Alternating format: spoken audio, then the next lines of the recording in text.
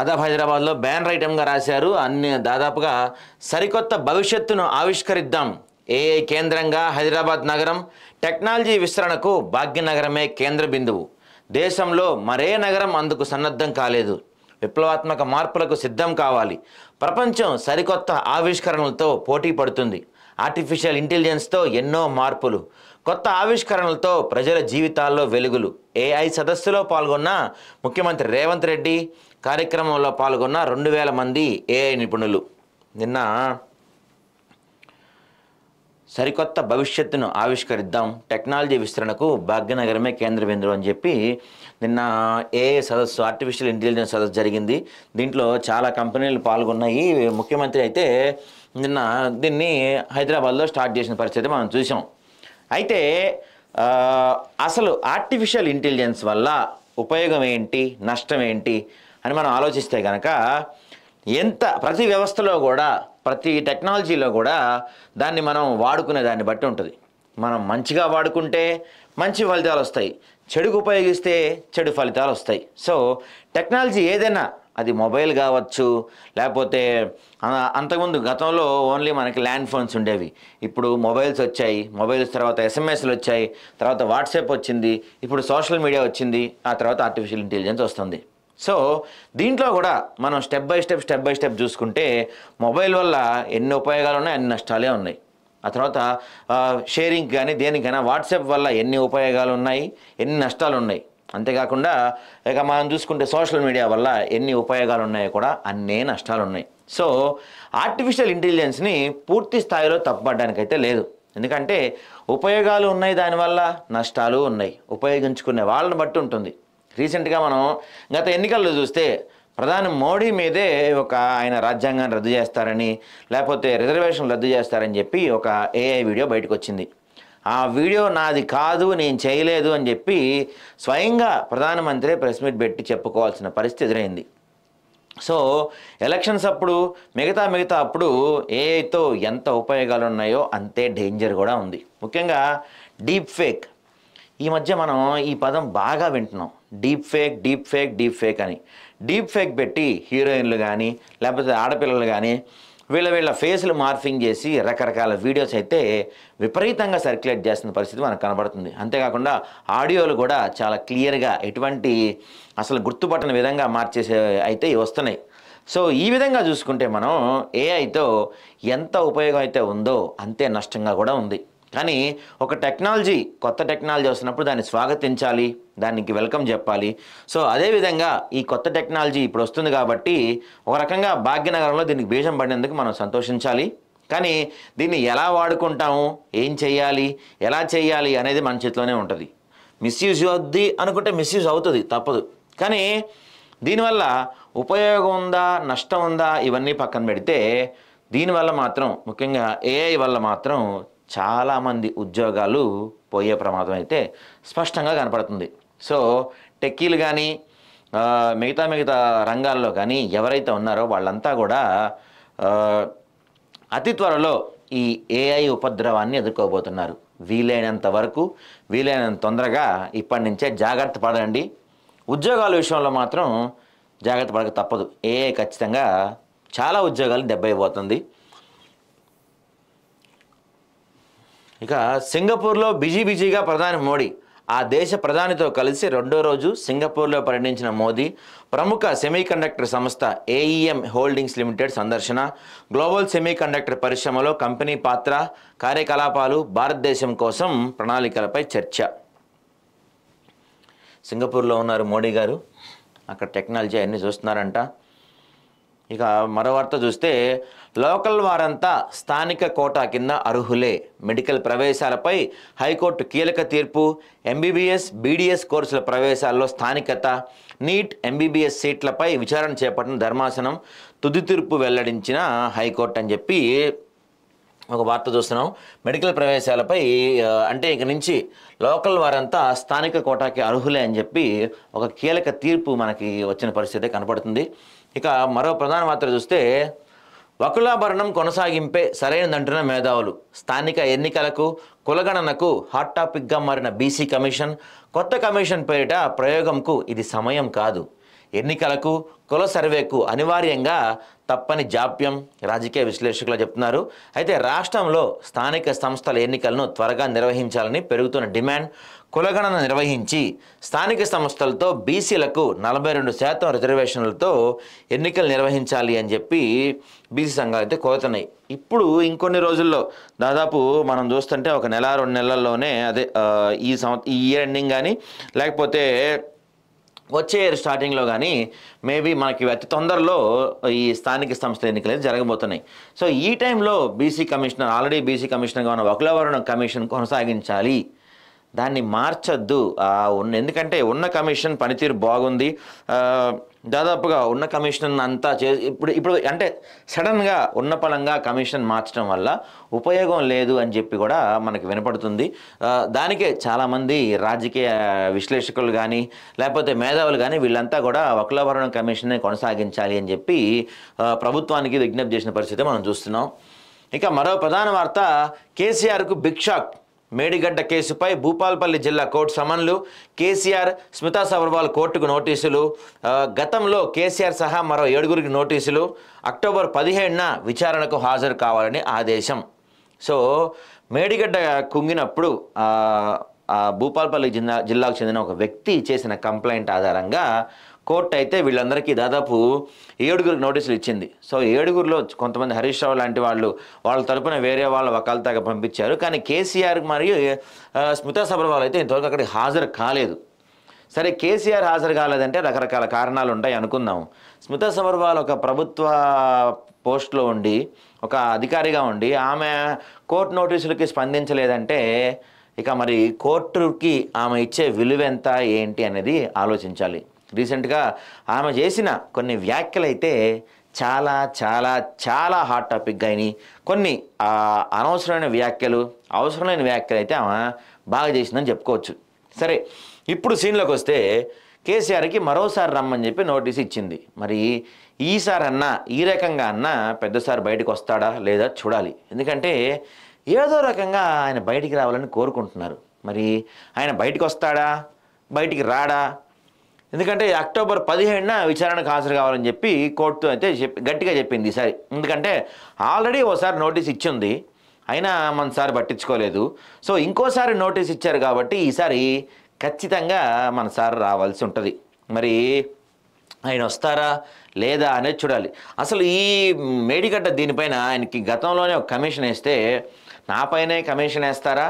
అసలు ఆ కమిషనర్ చైర్మన్కి నన్ను క్వశ్చన్ చేసే హక్కు, నన్ను క్వశ్చన్ చేసే రైట్ ఉందా అని చెప్పి పెద్ద సీరియస్ అయ్యారు. దానిపైన కోర్టుకు వెళ్ళారు. మరి ఇప్పుడు దీనిపైన ఈ కోర్టుకి హాజరవుతారా లేదా అనేది మాత్రం చూడాలి.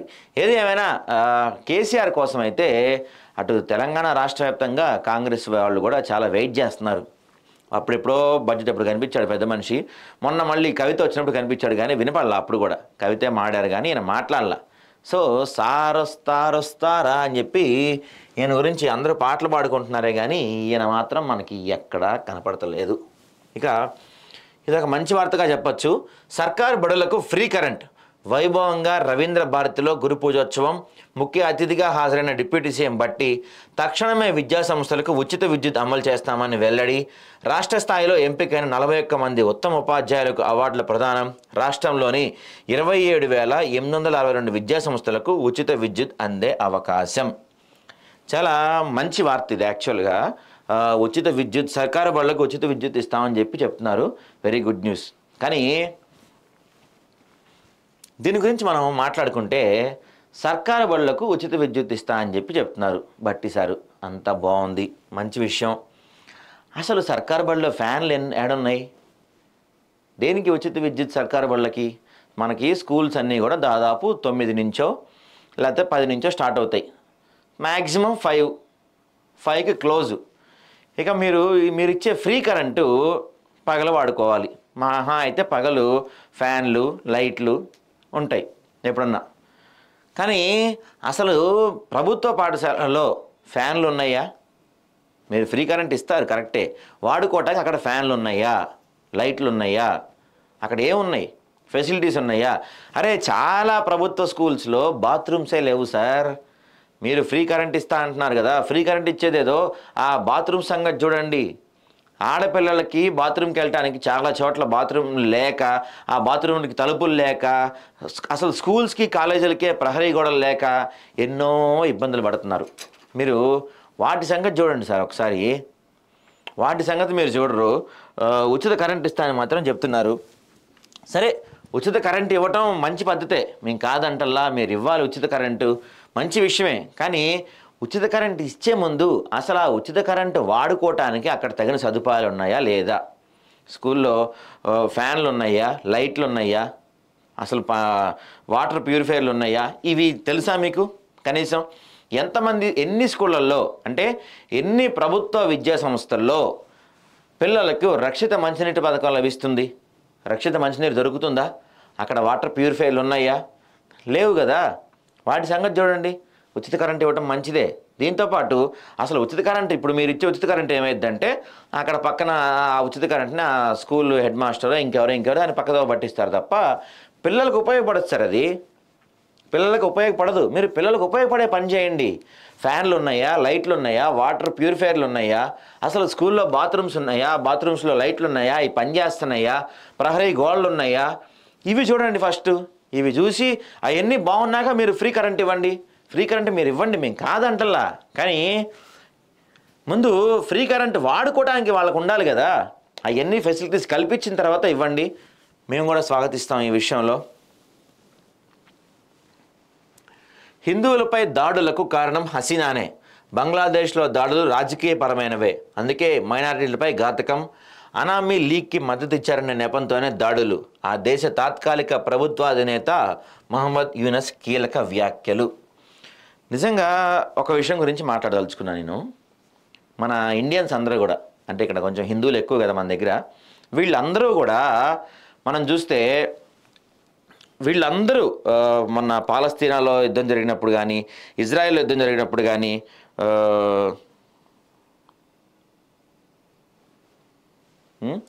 ఇజ్రాయెల్ యుద్ధం జరిగినప్పుడు కానీ, లేకపోతే మిగతా చోట్ల యుద్ధం జరిగినప్పుడు కానీ, ఇవన్నీ సందర్భాల్లో కూడా వీళ్ళు మన ఇండియన్స్ మొత్తం ముఖ్యంగా ఇన్స్టాగ్రాముల్లో వీటిల్లో pray for Israel, pray for Palestine, pray for Ukraine అని చెప్పి విపరీతంగా ట్రెండ్ చేశారు వీళ్ళంతా. మరి మీ అందరికీ, మీరు హిందువులే కదా మీరంతా, మీ అందరికీ బంగ్లాదేశ్లో దాడులు, ముఖ్యంగా హిందూ దేవాలయాలు, హిందూ ఆలయాలు, హిందువులపై దాడి జరుగుతుంటే మీకు ఎవరికి కనపడలేదా? ఎంతమంది సోషల్ మీడియాలో save Bangladesh, save Hindus in Bangladesh అని ఎంతమంది సోషల్ మీడియాలో ట్రెండ్ చేశారండి?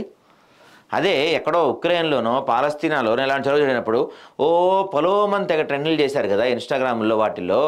మరి పాలస్తీనాలో, ఇక్కడ బంగ్లాదేశ్లో జరిగినప్పుడు ఎంతమంది ట్రెండ్ చేశారు దాని గురించి? ఎంతమంది మాట్లాడారు దాని గురించి? ఒక్కళ్ళు కూడా మాట్లాడిన పరిస్థితి మనం చూసాం అక్కడ.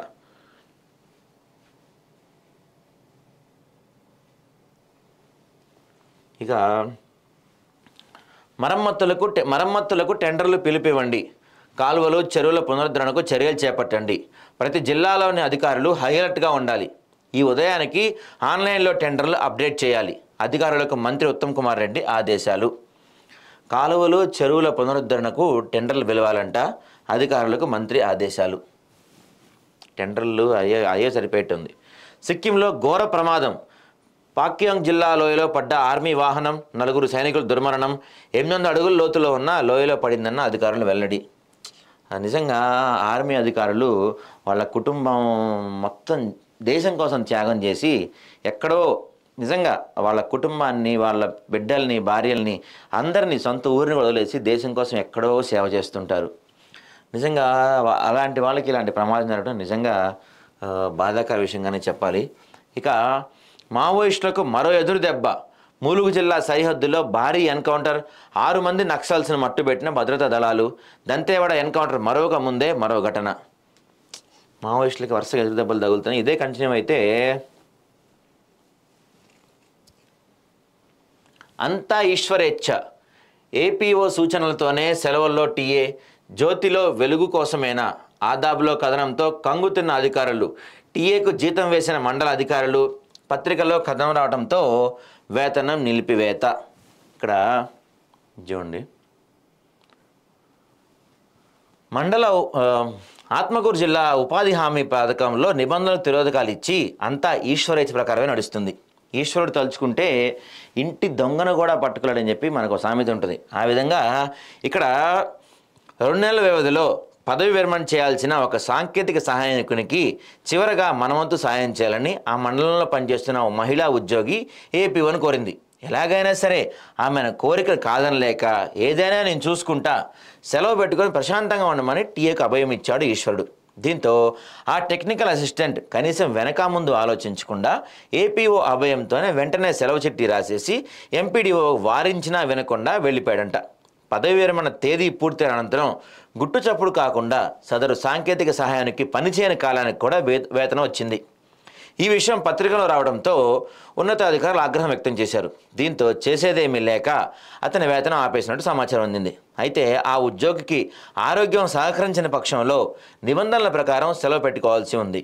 కానీ అందుకు విరుద్ధంగా సెలవు మంజూరు లేకుండానే అనధికారికంగా సెలవులు తీసుకున్నట్టు తెలుస్తుంది. అసలు మండలంలో పనిచేస్తున్న మహిళా ఉద్యోగి ఏపీఓ విధుల పట్ల ప్రభావితం చూపిస్తూ తమకు నచ్చిన వారికి ఇష్టం వచ్చినట్టు సెలవు మంజూరు చేస్తున్నట్టు ఇక్కడైతే ఒక టాక్ ఉందంట. గతంలో వారిరుపై అనేక రకాల ఆరోపణలు రావడంతో ఈ జిల్లాలో పనిచేసిన డిఆర్డీఏ పీడీ 2-3 సందర్భాల్లో వారిని బదిలీ చేశారు. అయినప్పటికీ వారు ఎక్కడికి వెళ్లకుండా ఉండేందుకు వివిధ స్థాయి అధికారులు వాళ్ళ నుంచి హెల్ప్ తీసుకున్నారంట. అయితే రిటైర్మెంట్ అయిన ఉద్యోగికి ముందుగా వేతనం చెల్లింపులు చేసి పత్రికలో రావడంతో తర్వాత గుట్టు చప్పుడు కాకుండా వేతనం నిలిపేసినట్టు తెలుస్తుంది. ఈ విధంగా అనేక సందర్భాల్లో తమకు నచ్చిన వారికి అయితే ఎన్నిసార్లు సెలవు పెట్టినా శాలరీ ఇస్తూనే ఉన్నారు. ఈ విషయంపై డిఆర్డీఏ పీడీ అప్పారావు వివరణ కోరగా ఆయన జూన్ 17 వరకు విధులు నిర్వహించారు. ఆ 17 రోజుల జీతం జూలైలో వేశాం. జూలై నెల కూడా జీతం చేసినట్లు తెలిస్తే వెంటనే వేతనం నిలిపేశాం. జీతం ఎందుకు వేశారో వివరణ కోరుతామని అప్పారావు తెలిపారు. సో ఇక్కడ వీళ్ళకి పని చేయకపోయినా కూడా, అంటే పని చేయకపోయినా, వీళ్ళు ఆఫీస్కి రాకపోయినా కూడా వీళ్ళకి శాలరీ వేసిన పరిస్థితి మనకు కనపడుతుందంటే ఇక్కడ.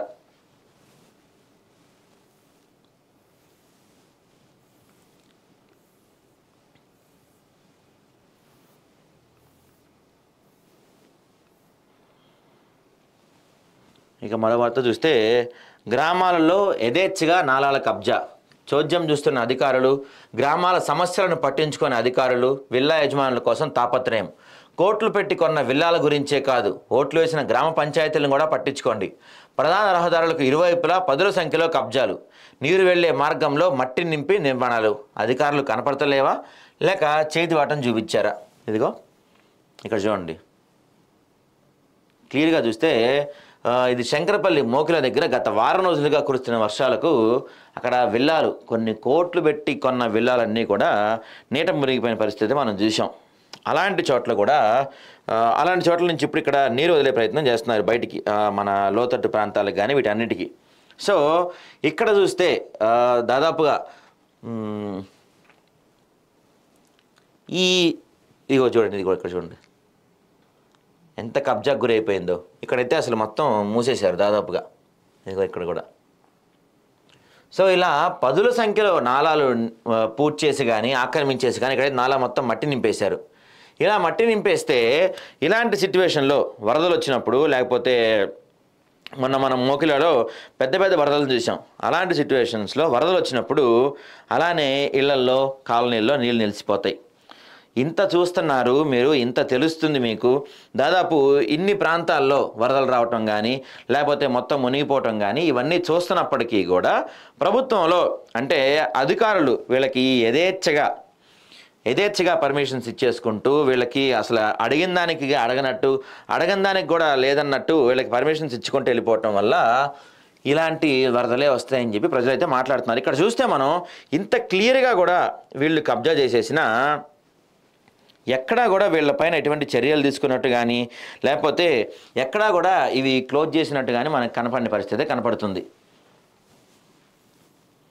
గణేష్ ఉత్సవ కమిటీ అధ్యక్ష కార్యదర్శుల నియామకం. జిల్లాను మాదక ద్రవ్యాల రహితం చేయడం లక్ష్యం. ఎన్నికల ముందే కామారెడ్డి డిక్లరేషన్ అమలు చేయాలి.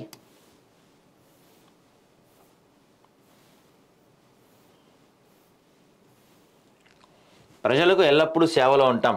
సైబర్ నేరాల పట్ల ఖాతాదారులు అప్రమత్తంగా ఉండాలి. Pochampally bank chairman Thadaka Ramesh. Corporate బ్యాంకులకు ధీటుగా పోచంపల్లి బ్యాంక్ సేవలు. ఖాతాదారుల భద్రతకు పోచంపల్లి బ్యాంక్ భరోసా. పోచంపల్లి కోఆపరేటివ్ అర్బన్ బ్యాంక్ 49వ సర్వసభ సమావేశం. Pochampally bank CEO Seetha Srinivas.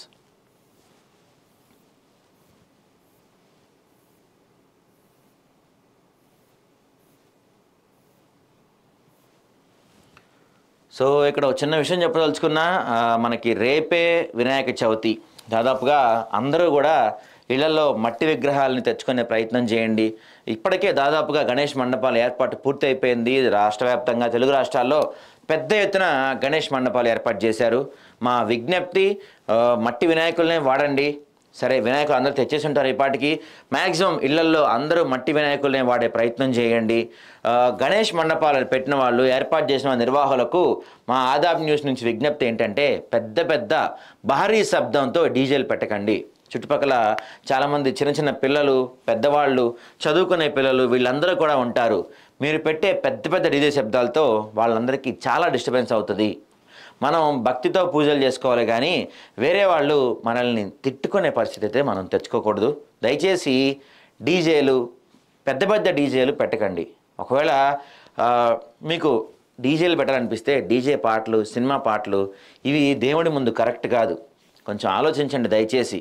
దేవుడి మండపంలో మనకి భక్తి కనపడాలి. సినిమా పాటలు, డీజే పాటలు ఇవి కాదు.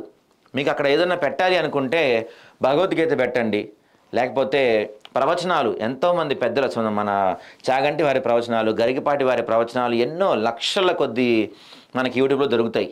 అవి తీసి పెట్టుకోండి. భగవద్గీత పెట్టండి చక్కగా. అక్కడ ఎంత ప్రశాంతంగా ఉంటుందో చూడండి మీరే. దేవుడి పాటలు పెట్టండి హ్యాపీగా. అంతేగాని సినిమా పాటలు ఇవన్నీ పెట్టి గణేష్ మండపాలని దయచేసి కలుషితం చేయకండి. అక్కడ మనకి గణేష్ మండపాల్లో భక్తి కనపడాలి తప్ప సినిమా పాటలు, సినిమా సాంగ్స్ ఇవి కనపడకూడదు. దయచేసి మా విన్నపం, భారీ శబ్దాలతో పెద్ద పెద్ద డీజేలు ఏర్పాటు చేయకండి. కొంచెం చిన్నగా పెట్టుకోండి. వేరే వాళ్ళు తిట్టుకోకుండా, చుట్టుపక్కల ప్రజలకి ఇబ్బంది కలగకుండా మండపాలు నిర్వహించండి. వీలైనంత వరకు సహాయం చేయడానికి ప్రయత్నించండి. అంతేగాని మన పండగ వల్ల వేరే వాళ్ళు, ఆఖరికి మనమే ఇబ్బంది పడకూడదు. ఈ శబ్దాలు ఏంటి అని మనం తిట్టుకునే పరిస్థితి ఉండకూడదు. కాబట్టి చక్కగా దేవుడి పాటలు, భగవద్గీత లేకపోతే పెద్దవాళ్ళ ప్రవచనాలు ఇవి పెట్టి మన గణేష్ మండపాలు మొత్తం భక్తితో నింపే ప్రయత్నం చేయమని మా చిన్న విన్నపం.